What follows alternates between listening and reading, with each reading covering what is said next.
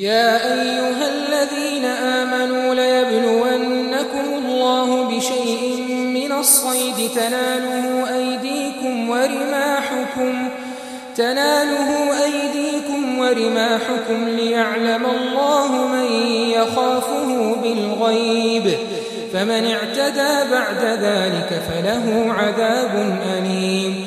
يا أيها الذين آمنوا لا تقتلوا الصيد وأنتم حرم، ومن قتله منكم متعمدا فجزاء مثل ما قتل من النعم يحكم به ذوى عدل منكم هديا بالغ الكعبة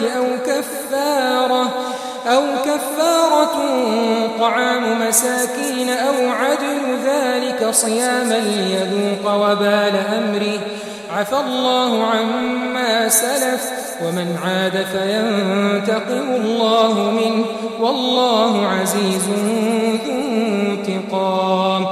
أحل لكم صيد البحر وطعامه متاعا لكم وللسيارة، وحرم عليكم صيد البر ما دمتم حرما، واتقوا الله الذي إليه تحشرون.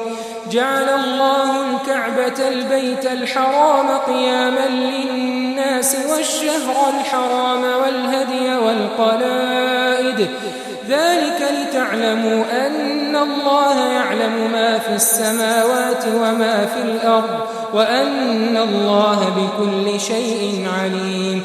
اعلموا أن الله شديد العقاب، وأن الله غفور رحيم.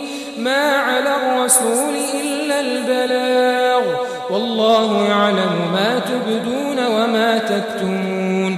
قل لا يستوي الخبيث والطيب ولو أعجبك كثرة الخبيث، فاتقوا الله يا أولي الألباب لعلكم تفلحون.